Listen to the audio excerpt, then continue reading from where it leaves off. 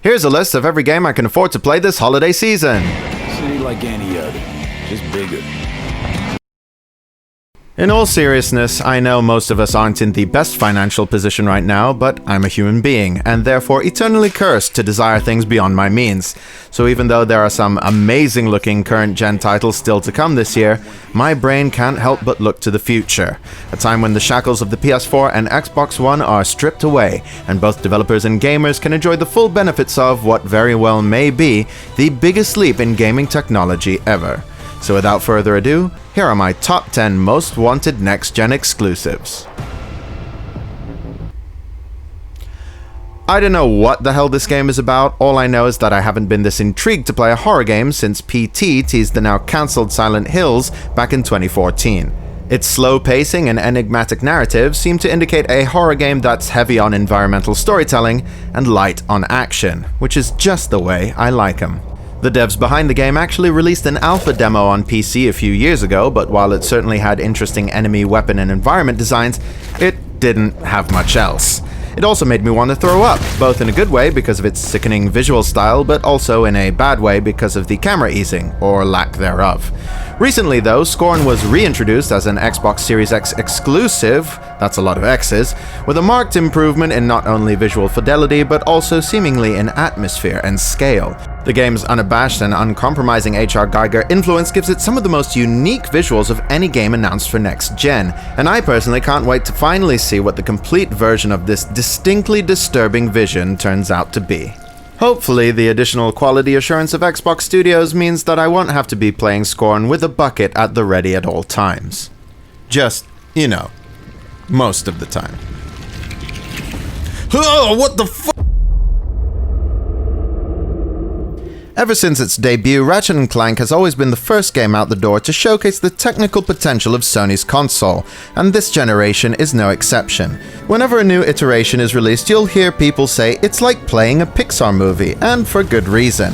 However, the merits of Ratchet & Clank go so much deeper than its stunning visuals. It may look like a fun adventure for kids, but the series' consistently inventive weapons and sly satirical humor offer plenty for the adult and even the hardcore gamer to enjoy.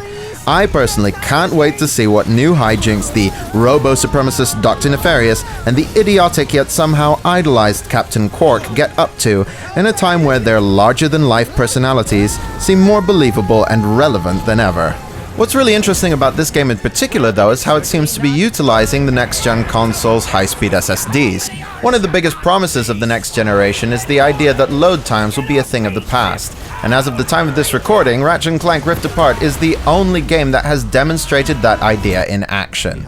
Rift Apart isn't just a long-awaited sequel, it's a window to the future of video games. Who?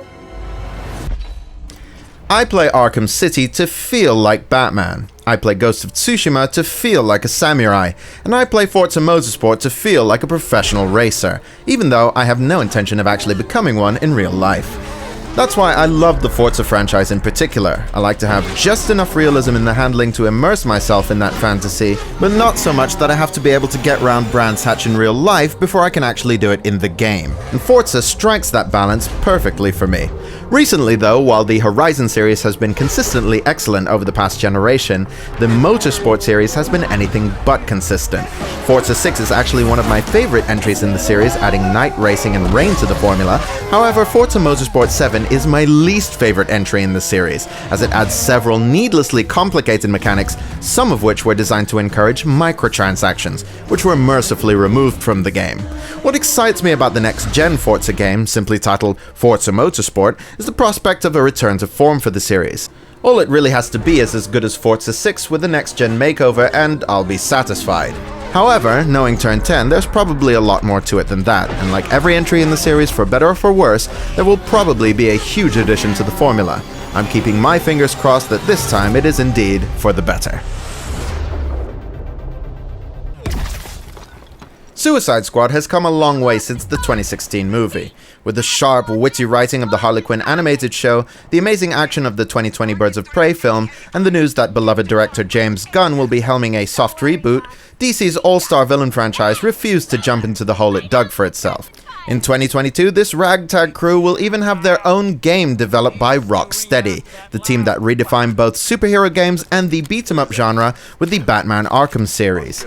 Time will tell if these guys are up to the task of redefining class-based co-op as well, but the announcement trailer already shows a ton of promise. Charming dialogue, an irreverent tone, and fun action potentially teasing each character's unique traversal mechanics. It's not much to go on, but what is there is looking pretty good to me. So, figure out who we're killing yet? Oh, fuck! Once upon a time, a developer named Rare was synonymous with quality, much like Naughty Dog is today. Unfortunately, as years went by, Rare's standards plummeted. After several lackluster titles following their acquisition by Microsoft, this once great developer was relegated to making shovelware. All that changed when Microsoft gave Rare the chance to make a new name for themselves with a brand new, relatively higher budget game called Sea of Thieves. While that game didn't spark much interest from me, this new title from Rare certainly does. If I were to guess, Everwild looks to be another open-world co-op game, this time with seemingly more variety in the environments and the creatures that inhabit them. Possibly a third-person perspective, too. The fact that the two initial trailers don't feature any sort of violence is intriguing in itself, and could indicate a unique form of gameplay. However, I must admit, the biggest and most obvious draw for me is, quite simply, this might be the most beautiful-looking game I have ever seen. Here's hoping that the visual quality only goes up as we get closer to its release.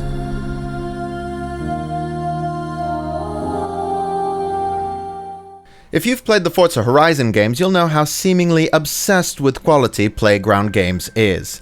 Determined to squeeze every drop of creativity from the open-world racing genre with uncompromising performance and polish to boot.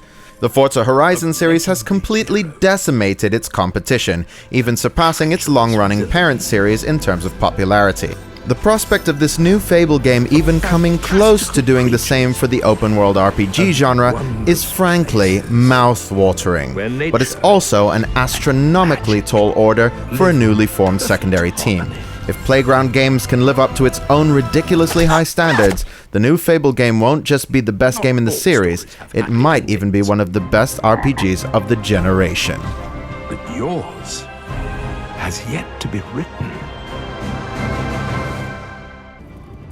Supposedly taking place within the same universe as Pillars of Eternity, one of the best reviewed RPGs of the generation, Avowed looks like it will appeal to both Pillars fans and Elder Scrolls fans like myself, who have been starving for a first-person sandbox RPG. Whether or not it actually does fill the same need as Bethesda's flagship franchise remains to be seen, but if Obsidian's release schedule so far is any indication of their plans moving forward, at least one thing is for certain.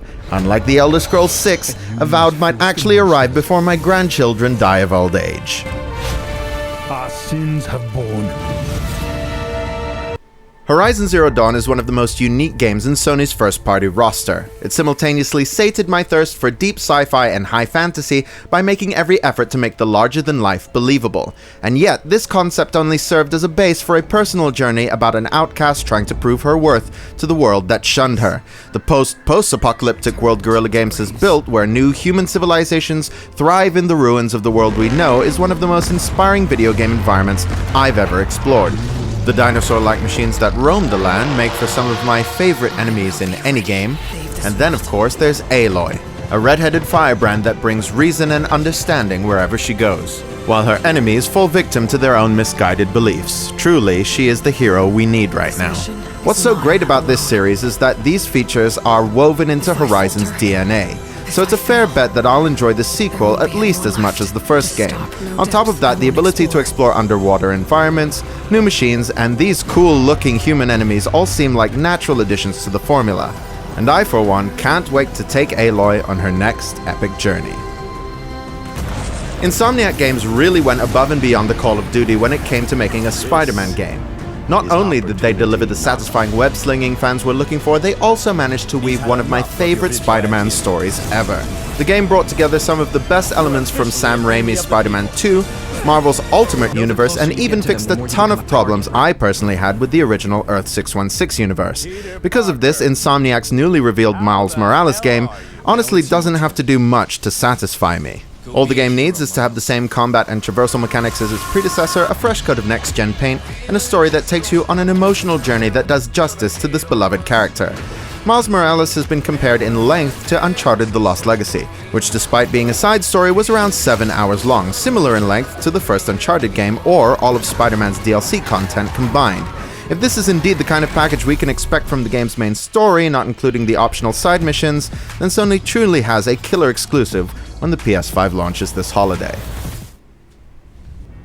You don't understand. You do not understand how excited I am for this game.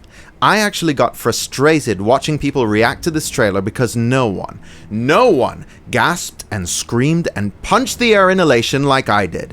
When people ask me what my favorite game of all time is, I honestly don't have an answer. It changes every other day.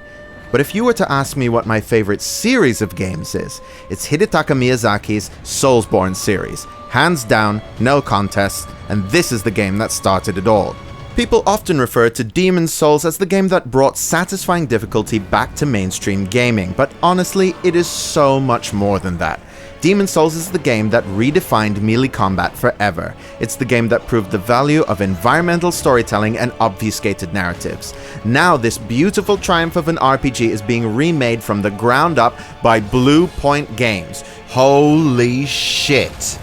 You see, although I personally think every game in the series is artistically beautiful, I would also say that technically, they run like ass. If you've played any of these games, you know that they require precise timing, especially when facing the game's more frantic enemy types. Needless to say, frame dropping is not ideal. This is where Blue Point Games comes in, a team known for their beautiful and consistently performant remakes. Just the idea of a bona fide Miyazaki Soulsborne game that looks next-gen and has a stable frame rate, even if it's 30 FPS, it feels too good to be true. But with Blue Point at the helm, that fantasy seems more likely to become a reality than ever before. If it does, then in a year's time, ask me what my all-time favorite game is, because I might just have a definitive answer. Well, those are the next-gen exclusives I'm most excited for, but what about you? Is there anyone else out there as excited for the Demon's Souls remake as I am? Let me know, and more importantly, let everyone else know in the comments below. If you liked this video, or at least found it interesting, please consider giving me a like and subscribing, as that would really help me out. You can also hit the bell icon to get notified when I upload something new. Thank you ever so much for watching. Hopefully, I'll see you again soon. Take care.